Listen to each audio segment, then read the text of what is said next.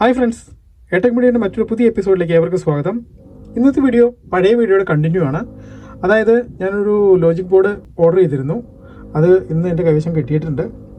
അപ്പോൾ നമുക്ക് പഴയ ബോർഡും പുതിയ ബോർഡും വെച്ച് നോക്കാം, എങ്ങനെയാണ്, എന്തെങ്കിലും വ്യത്യാസമുണ്ടോ, അതായത് ഒറിജിനൽ തന്നെയാണോ എന്നൊക്കെ നോക്കാം. അതിനുശേഷം ഇത് നമുക്ക് അസംബിൾ ചെയ്യാം. വീഡിയോ മുഴുവനായും കാണാൻ ശ്രമിക്കുക. ഇതെങ്ങനെയാണ് ഫിക്സ് ചെയ്യുന്നത്, ഫിക്സ് ചെയ്യുമ്പോൾ ശ്രദ്ധിക്കേണ്ട കാര്യങ്ങൾ എന്തൊക്കെയാണ്, ഇതെല്ലാം നമുക്ക് ഇതിൽ നിന്ന് മനസ്സിലാക്കാം. അപ്പോൾ നിങ്ങൾക്കും സ്വയമായിട്ട് നിങ്ങളുടെ ലോജിക് ബോർഡ് കംപ്ലൈൻറ്റ് വന്നു കഴിഞ്ഞാൽ നിങ്ങൾക്ക് സ്വയമായിട്ട് ഫിക്സ് ചെയ്യാൻ പറ്റും. അപ്പോൾ ഞാനിത് അൺബോക്സ് ചെയ്യാൻ പോവുകയാണ്.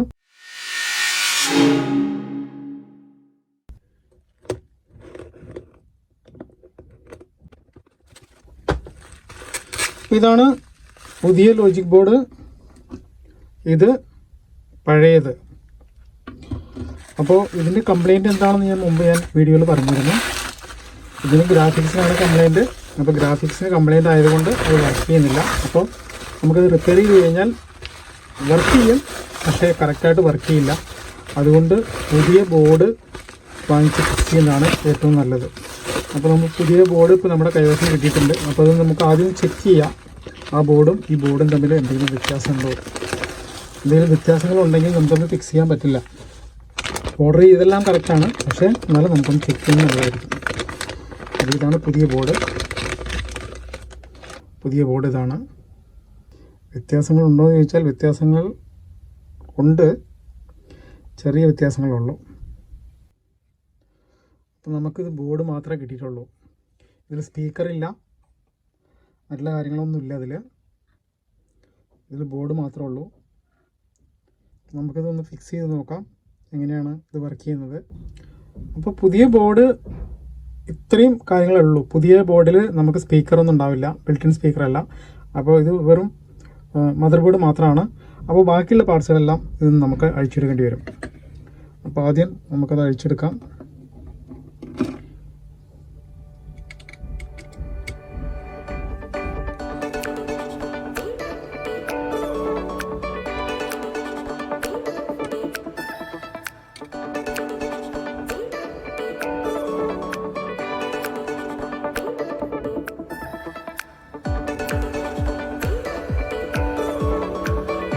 ഇനി ഇതിലേക്ക് ഇങ്ങോട്ട് ഫിക്സ് ചെയ്യാം.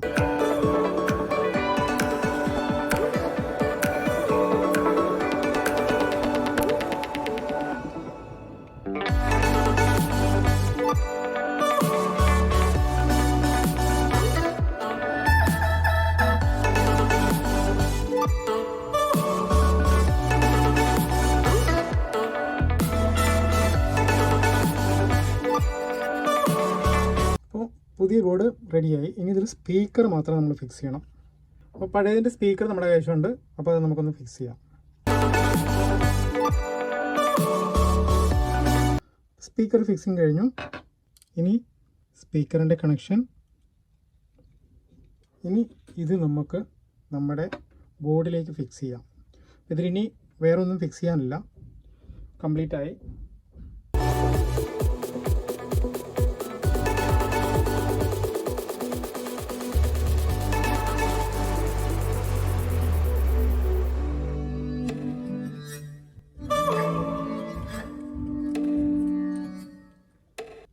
ഇത് ട്രാക്ക് പാഡിൻ്റെ കണക്ഷനാണ്. അപ്പോൾ ട്രാക്ക് പാഡിൻ്റെ കണക്ഷൻ കഴിഞ്ഞു. ഇനി ആദ്യം ചെയ്യേണ്ടത്, ഇവിടെ ഒരു കണക്ഷൻ ഉണ്ട്, അത് ആദ്യം നമ്മൾ ചെയ്ത ശേഷം വേണം മദർ ബോർഡിലേക്ക് ഫിക്സ് ചെയ്യാൻ വേണ്ടി. മദർ ബോർഡ് ഫിക്സ് ചെയ്യുമ്പോൾ നമുക്ക് ശ്രദ്ധിക്കാനുള്ളത്, എല്ലാ കേബിളുകളും എടുത്ത് വെളിയിലിടണം. നമ്മൾ സ്ക്രൂ ഇട്ട ശേഷം നമ്മൾ കേബിള് ചിലപ്പോൾ എടുക്കാൻ പറ്റിയെന്ന് വരില്ല. അപ്പോൾ എല്ലാ കേബിളും നമ്മൾ വെളിയിലെടുത്തിരിക്കണം. എന്നിട്ട് വേണം മദർ ബോർഡ് ഫിക്സ് ചെയ്യാൻ വേണ്ടിയിട്ട്. ഫിക്സ് ചെയ്തു എന്ന് കറക്റ്റായി ഫിക്സായി എന്നറിയാൻ വേണ്ടിയിട്ട് നമ്മൾ ഹോള് ചെക്ക് ചെയ്ത് കഴിഞ്ഞാൽ നമുക്കറിയാൻ പറ്റും. അപ്പോൾ ഞാനിത് ചെയ്യാൻ പോകുന്നത്, എല്ലാ കേബിളും കണക്ട് ചെയ്ത ശേഷം ഒരു സ്ക്രൂ മാത്രം ടൈറ്റ് ചെയ്തിട്ട് വർക്ക് ചെയ്ത് നോക്കാം. ഇനി ബാറ്ററി ഫിക്സ് ചെയ്യാം.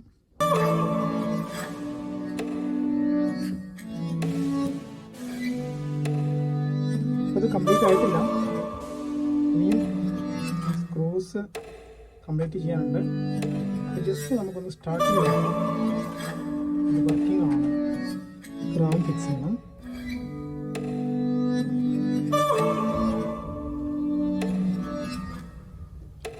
എല്ലാം കംപ്ലീറ്റ് ആയി. ബാറ്ററി കണക്ഷൻ മാത്രമേ ഞാൻ ചെയ്തിട്ടില്ല. ഇപ്പോൾ ബാറ്ററി കണക്ഷൻ കൊടുക്കാൻ പോവാണ്. ബാറ്ററി കണക്ട് ചെയ്തു, കവർ ഇട്ടു.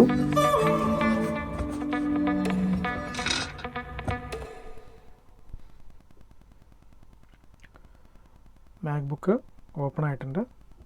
മുമ്പുള്ള വീഡിയോ നിങ്ങൾ കണ്ടു കാണുമെന്ന് വിചാരിക്കുന്നു.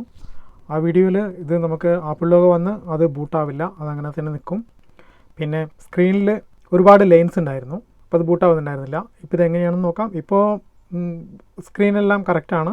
ഇപ്പോൾ ഇത് ബൂട്ടായിട്ടുണ്ട്. ഇപ്പോൾ മാക്ബുക്ക് ഓപ്പണായി. അപ്പോൾ ഇതിൻ്റെ പ്രോബ്ലം ഉണ്ടായിരുന്നത് ഗ്രാഫിക്സ് ആണ്. അപ്പോൾ ബോർഡ് കംപ്ലീറ്റ് നമ്മൾ മാറ്റുകയാണ് ചെയ്തത്. മദർ ബോർഡ് പുതിയത് വാങ്ങിച്ചു. ഇതാണ് ഈ മാക്കിൻ്റെ കോൺഫിഗറേഷൻ. നമ്മൾ മദർ ബോർഡ് ഓർഡർ ചെയ്യുമ്പോൾ ഈ കോൺഫിഗറേഷൻ കറക്റ്റ് ആയിരിക്കണം, അല്ലെങ്കിൽ ഇത് സപ്പോർട്ട് ചെയ്യില്ല, പ്രോബ്ലംസ് ഉണ്ടാവും. മാക്ബുക്ക് പ്രോ 15 ഇഞ്ച് ലേറ്റ് 2011, അതുപോലെ തന്നെ 2.2 GHz ഇൻ്റൽ കോർ i7. ഇത് കറക്റ്റ് ആയിരിക്കണം, അല്ലെങ്കിൽ നമ്മുടെ മദർ ബോർഡ് ഇതിൽ സപ്പോർട്ട് ചെയ്യില്ല.